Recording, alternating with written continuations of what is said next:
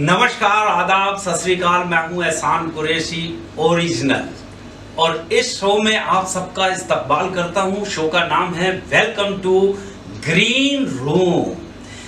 Green room में हम किसी ना किसी फिल्मी शख्सियत को बुलवाते हैं, उनसे बातचीत करते हैं। लेकिन आज का जो मौजू है वो एक बहुत बड़ी महान हस्ती पर हम चर्चा करेंगे, दिलीप साहब। यूसुफ साहब इस दुनिया में नहीं रहे, हमको छोड़ के जा चुके हैं, पूरी दुनिया में सदमा है। लेकिन उनके लिए हम कुछ गुफ्तगू करना चाहते हैं। इतने सारे अवार्ड उनके नाम है। हिंदुस्तान का सबसे बड़ा फिल्मी अवार्ड दादा साहब फाल्के दिलीप साहब ले चुके हैं, राज्यसभा सदस्य रह चुके हैं, मुंबई के मेयर रह चुके हैं और क्या क्या बताएं, पद्म विभूषण भी रह चुके हैं।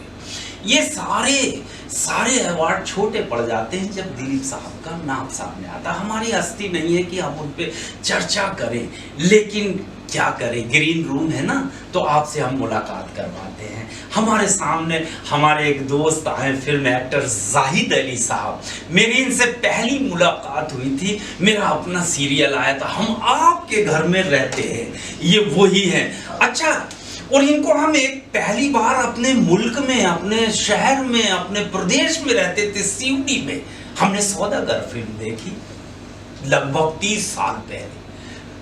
मैं कहा दिलीप साहब जवान कैसे दिख रहे हैं? तो एक जवान से दिलीप कुमार साहब छनेरे से आके गाना गाते हो, बड़ा फेमस, इमली का बूटा बेरी का पेड़, ये वही जनाब थे।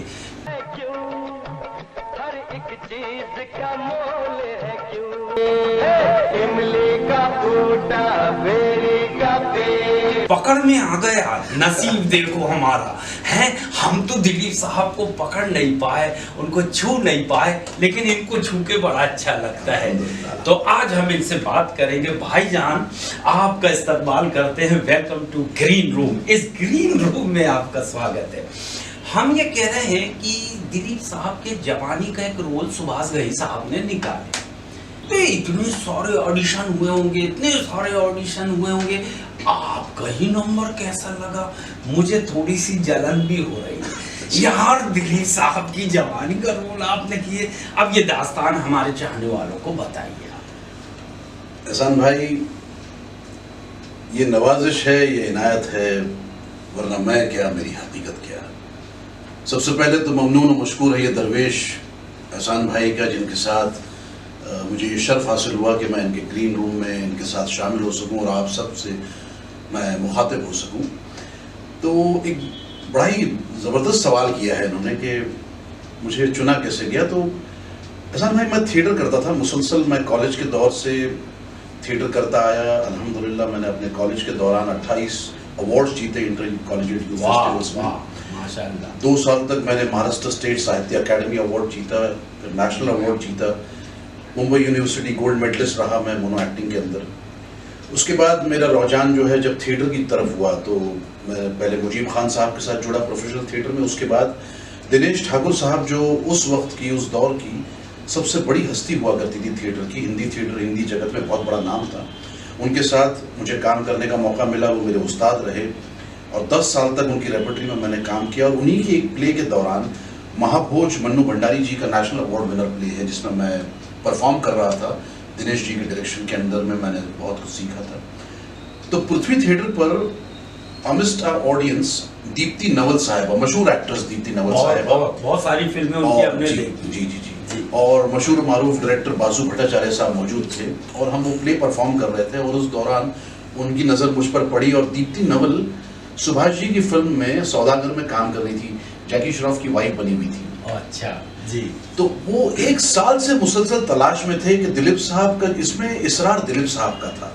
और एक तरह से देखा जाए तो वो इस लेवल की बारीकी पे काम करते हैं, अगर शायद लोगों को इस बात का ख्याल भी नहीं होगा, अंदाजा भी नहीं होगा। क्योंकि उसके पहले दिल फिल्म आई थी जिसमें किशोर भानुशाली साहब ने देव साहब की जवानी का किरदार निभाया था, लेकिन वो थोड़ा सा बफूनरी किस्म का था कि एक मजाक की तरह से था। तो दिलीप साहब का स्ट्रिक्ट इंस्ट्रक्शन था कि जब उनकी जवानी पेश हो तो वो मजाक का बायस न बने। जब लोग देखें तो लगने चाहिए कि भाई ये जवानी है और उसके बाद दिलीप साहब आए।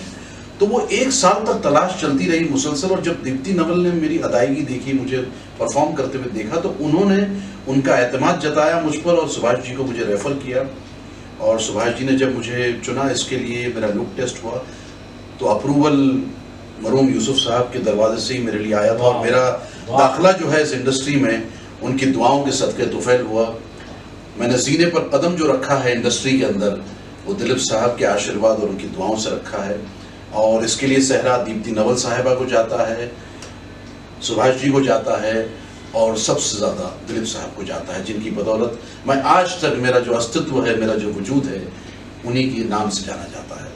वाह, बहुत अच्छी बात बताई आपने, तो हमारे नॉलेज में ही नहीं था।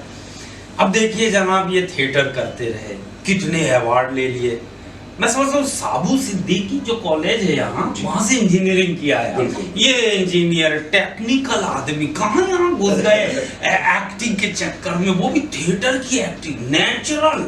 हाँ, मुझे अच्छा सवाल याद आया कि नेचुरल एक्टिंग टीम के अब आदमी, दिलीप साहब के बाद एक अल्फाज निकला मेथड एक्टिंग। ये मेथड एक्टिंग के गुरु, और आप उधर नेचुरल। तो ये क्या मिलाप है? ये मेरी आवाम को समझाओ, ये दोनों में क्या फर्क है? अरे बहुत आपने मतलब ऐसी चीज़ों को जोड़ दिया है, बहुत ही मखसूस बात कही है, लोगों को शायद इस बात का इल्म नहीं। मैं थिएटर से रहा और मेरी स्कूलिंग नेचुरल एक्टिंग की रही। दिलीप साहब one of the greatest method actors, और इतनी बारीकी पर काम करना, इतना परफेक्शन लेवल पे काम करना, तो सही मानों में ये है कि मैं बहुत ज़्यादा मुतासिर रहा, इम्प्रेस्ड रहा मैं दिलीप साहब से, क्योंकि उनके जो काम करने का जो तरीका था, और जो स्किन ऑफ द कैरेक्टर में जिसे ढलना कहते हैं, कि उस किरदार की रूह को अपने अंदर समेट लेना, वो दिलीप साहब की बहुत बड़ी सिफत थी, बहुत बड़ी खासियत थी, जिसके लिए वो एक लेवल पर मेथड एक्टिंग करके पूरी उसकी वर्किंग किया करते थे कि हाथ इतना उठेगा, देखूंगा तो ऐसे देखूंगा, इतना वॉक होगा, इस तरह से होगा। वो बहुत कमाल था। मेरी स्कूलिंग उस तरह की नहीं थी। आप अगर 10 टेक लें तो 10 बार मेरा हाथ कभी यूं उठ रहा है, कभी यूं नहीं उठ रहा है। हमारे स्कूलिंग अलग है। तो मैंने उनकी बहुत सारी फिल्में तो देखी थी, और उसके बाद फिर मैंने बहुत गौर से किया, क्योंकि तब तक मुझे पता नहीं था कि मुझे दिलीप साहब के लिए चुना जाएगा। और जब मुझे पहली बार सुभाष जी को पेश किया गया, तब तक हमें इल्म ही नहीं कि किस रोल के लिए, किस चीज़ के लिए हमें बुलाया गया है। और सुभाष जी ने मुझसे पूछा, ऐसे हम बस ऐसे जैसे आप बैठे ना, ऐसे बैठे हुए थे, और मेरी तो बिसात ही नहीं थी उन दिनों में। मैं very very small time actor and meeting Subhash ji, biggest showman of the film world. तो उन्होंने मुझसे एक सवाल किया था, मैं आपकी जानकारी के लिए बता दूं। उन्होंने मुझसे कहा था कि आप क्या कर सकते हैं।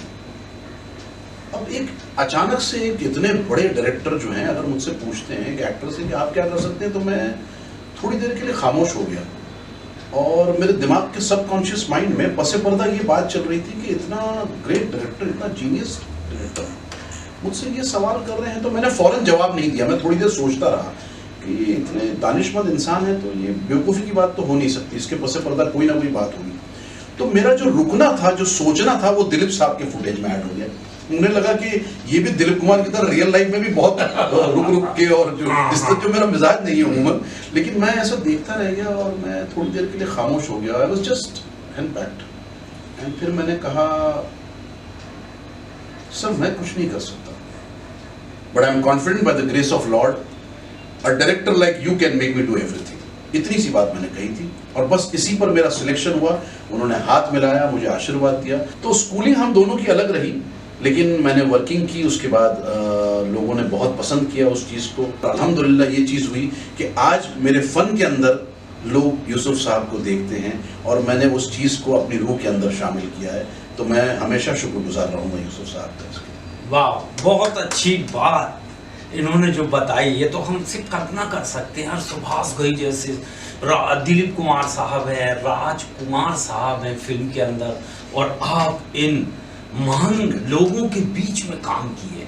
ये जाहिद भाई को आपने बहुत सारा ही चेहरा अच्छे से देखे गौर से। अगर आप तारक मेहता का चश्मा देखते होंगे तो कई एपिसोड में दिखे हैं, चिड़ियाघर उसमें भी देखे होंगे, मधुबाला में देखे होंगे, रज़ा मुराद साहब के साथ इनका ट्रैक। तो बहुत सारे सीरियल, बहुत सारी फिल्में इन्होंने की। तो जाहिद भाई, हमारे चाहने वालों को हम एक बात बताना चाहते हैं। दिलीप साहब के अंदर एक जुनून था कि यहाँ कोई फिल्म सिटी बननी चाहिए, इस काम को आगे बढ़ना चाहिए।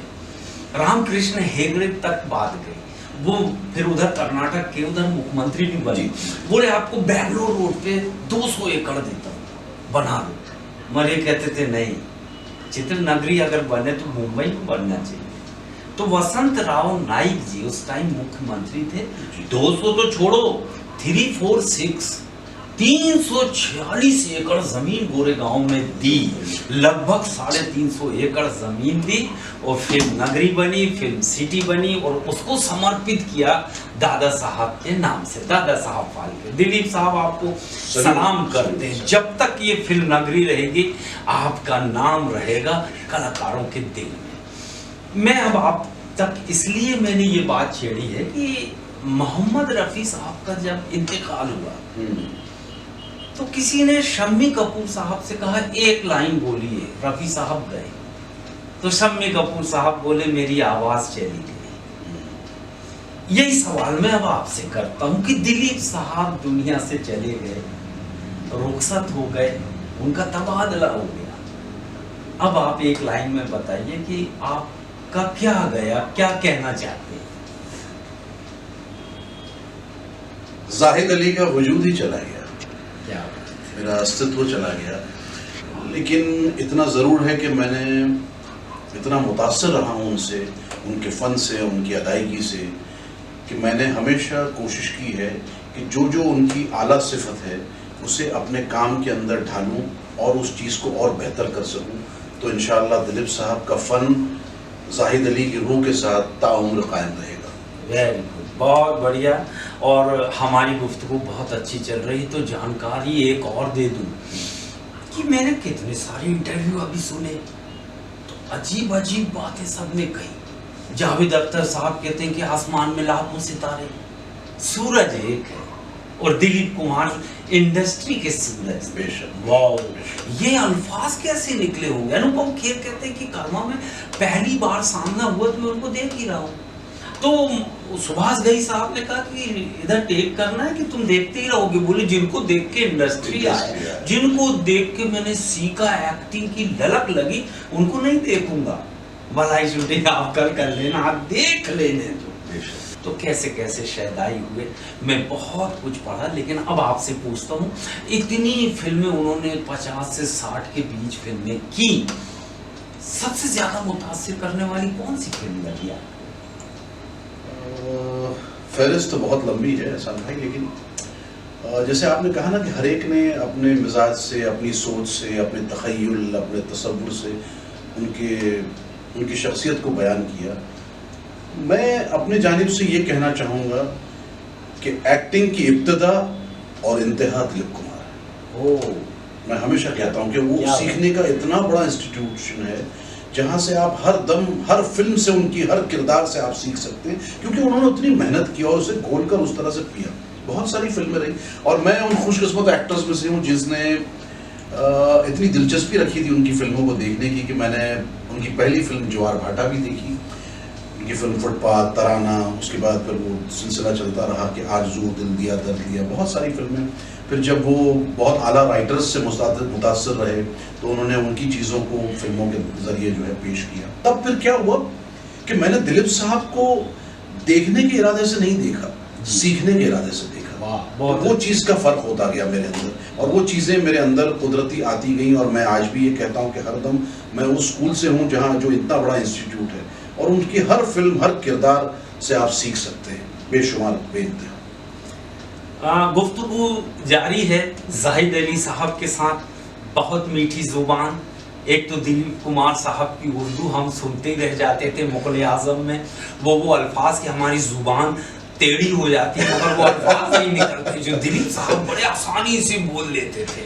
इंग्लिश, बहुत सारे इंटरव्यू सुने तो इंग्लिश में महारत थी और माशाल्लाह आपकी जुबान भी वही है, उर्दू में महारत है आपको। ऐसा नहीं, एक बात कर रहा हूं, आपकी बात काट रहा हूँ मैं लोगों को भी बता दूं और एक बात वाज़ेह कर दूं आपको, मैं उर्दू पढ़ा लिखा नहीं हूँ, मैं उर्दूदान नहीं हूँ। I am a Cambridge student और उसके बाद मैंने साबो सदीक से BE सिविल किया। लेकिन मैं उनको बहुत सुनता रहा और जो मेरे वालिदैन जो थे, जिनकी तरबियत रही, और मेरे वालिद उर्दू के बहुत बड़े लॉरिएट थे जिनकी किताबें थी, और यूसुफ साहब से भी उनका रिश्ता रहा। तो मैं यूसुफ साहब को अपने हर फंक्शन में जब चीफ गेस्ट बन के आया करते थे वो साउथ सदैफ में, तो सुनता था। और आज भी मुझे याद है उनकी एक लाइन थी कि ये टेक्निकल इंस्टीट्यूट एक ऐसी जगह है साहब जहाँ से इंसान को अपनी काबिलियत, अपने फन से 2 वक्त की रोटी मैसर हो जाती है। और मैंने वो मिसरा सुना था कि 2 वक्त की रोटी मैसर हो जाती है, और मुझे इतना अच्छा लगा था। और यूसुफ साहब जब बोलते थे तो ऐसे लगता था जैसे फूल भी कर रहे हैं। तो मैं बहुत मुतासर था। उसके बाद मैं अखबारों से मैंने पढ़ते पढ़ते बहुत सारी चीज़ें जोड़ कर सीखी। तो बस मैं ये कहना चाहता, मैं उर्दू पढ़ा लिखा नहीं हूँ, लेकिन अल्हम्दुलिल्लाह उनके ज़ेरे साए बस ज़बान ने वो चीज़ें ले ली। उर्दू में बड़ी मिठास है। आपने कहा चाशनी, बिल्कुल सही। मैंने तो एक शेर सुना था, खुशबुओं की दुकान वाले हैं, खुशबुओं की दुकान वाले हैं, हम उर्दू जुबान वाले। क्या बात है, सुभान अल्लाह। चलिए, अब ये गुफ्तगू तो बहुत लंबी हो सकती है, कभी हम और भी बैठेंगे और भी सब्जेक्ट में बात करेंगे। हम ये चाहते हैं कि अभी बहुत बड़ी आवाम, बहुत सारे स्टूडेंट्स, बहुत सारी ये नई पीढ़ी एक्टिंग में किस्मत आजमाना चाहते हैं, थिएटर में काम करना चाहते हैं, और ये चाहते हैं कि इस मुंबई नगरी में आए, माया नगरी में आए। मुझे सवाल करते रहते हैं, भाईजान क्या स्टेप उठाएं, हम कैसा करें। बचपन से नाचने का शौक है, गाने का शौक है, एक्टिंग का शौक है, तो थोड़ी सी रोशनी डालिए, इनको बताइए कि कौन कौन से रास्ते हैं। जैसे आपने इख्तियार किया था थिएटर, इतना थिएटर किया आपने कि आज कोई भी रोल दे दो आप ऐसा पानी जैसे करते, क्योंकि आपकी रिहर्सल है। आप सिंधी भी बन जाते, गुजराती भी बन जाते, मराठी भी बन जाते, आपको जो रोल दे दो, क्योंकि आपने सब घूल के पिया। जी जी। तो हमारी आवाम को बताइए। मेहनत दरकार है, सबसे पहले मेहनत दरकार है, और उसके बाद किस्मत है। लेकिन मान लीजिए कि अगर आपकी किस्मत है ही नहीं, लकीर है ही नहीं, मैं तो ये मान के चला था कि किस्मत ही नहीं, तो क्या मैं फिल्मी दुनिया में नहीं आऊंगा? मुझे तो देखना है जोरे बाजू बरको बारा का, मुझे तो देखना है जोरे बाजू बरको बारा का, मैं पैदा हर रगे गुल से गुलिस्ता करके छोड़ूंगा। लम्हे माजी पर रोता हूँ न शिकवा हाल का मुझको, लम्हे माजी पर रोता हूँ न शिकवा हाल का मुझको, जवां हिम्मत हूँ मुस्तकबिल दरख्शां करके छोड़ूंगा। और एक ये कह सकते हैं कि गुस्ताखी कर ली थी थोड़ी सी ज़बान के एतबार से, शौक था लिखने का भी। तो दोस्तों इतना ज़रूर कहूँगा कि गुजर रहा हूँ यहाँ से भी गुजर जाऊँगा। हसन भाई, गुजर रहा हूँ यहाँ से भी गुजर जाऊँगा। मेरा नाम वक्त है, ठहरा तो मर जाऊँगा। बस सिलसिला कायम रखिए, मेहनत करते जाइए, और इंशाल्लाह देखिए फतेह तो मिलनी ही मिलनी है, क्योंकि फिजिक्स का लॉ है, speed is mass into velocity. ये मेरा नहीं है, ये फिजिक्स का लॉ है, मास इनटू वेलोसिटी। मास आपकी मेहनत है, वेलोसिटी डायरेक्शन है। पहले अपनी मंजिल चुन लीजिए, आपके पास क्या काबिलियत है क्या नहीं है, उसको आप रवां कीजिए, उसको और पॉलिश कीजिए, शार्प कीजिए, अच्छा कीजिए, और मेहनत अपनी पूरी लगा दीजिए। इंशाल्लाह स्पीड मिलनी ही मिलनी है, क्योंकि ये निज़ाम कुदरत है। वाह। तो आप जो भी किस्मत आजमाना चाहते हैं और फिल्म सिटी में आना चाहते हैं, फिल्म नगरी में आना चाहते हैं, तो मेहनत कीजिए। पहले अपने आप को तौल लीजिए, देख लीजिए, सारे शोज आपके सामने हैं। क्या इनसे अच्छा गा सकते हैं जो बच्चे टीवी पे गा रहे हैं? क्या इनसे अच्छा नाच सकते हैं जो टीवी पे नाच रहे हैं? तो पूरी तैयारी के साथ आइए और एक्टिंग सीखिए। ये समुंदर है, जो जितनी गहरी डुबकी लगाएगा वो हीरे लेकर वापस आएगा। भाई, ये बरकती महफिल इसलिए है कि दिलीप साहब की चर्चा हुई। दिलीप साहब को हम आखिरी सलाम पेश करते हैं, और उनकी जवानी हमने देखी, इनकी भी जवानी देखी, तो ये सिलसिला वहाँ से शुरू हुआ। लेकिन ये बेमानी होगा पूरा इंटरव्यू अगर सायरा आपा का जिक्र न किया जाए। मैं इनसे अक्सर कहती हूँ, मुझे इससे कोई दिलचस्पी नहीं है कि आपको मुझसे कितनी मोहब्बत है, जो मेरी मोहब्बत है वो हम दोनों के लिए काफ़ी है। सायरा आपा 55 साल दिलीप कुमार साहब के साथ रही। 1966 में उनके निकाह में शामिल हुई और मरते दम तक, यहाँ तक कि कब्रिस्तान के गेट तक गई, विदा की, और ऐसा ख्याल रखी जन्नती खातून हैं आप, आपको भी हम सलाम करते हैं और आपके लिए दिल से दुआ करते हैं बेशक। और उम्मीद करते हैं कि हमारे सामाईन जो दर्शक हमें देख रहे हैं, जो श्रोता सुन रहे हैं, उन्हें ये पसंद आएगा और पसंद आए तो ज़रूर हमें बताइएगा, नीचे लिखिएगा। हम फिर कभी गुफ्तगू करेंगे, आगे किसी और विषय पर चर्चा करेंगे जाहिद अली साहब से। फिलहाल आपसे इजाज़त लेते हैं, आप सबका इस्तकबाल फिर से करते हैं। वेलकम टू ग्रीन रूम में। लाइक कीजिए, शेयर कीजिए। Thank you very much. खुदा हाफिज़। अल्लाह आपको भी अपने हिफ्ज़ में रखे। आमीन।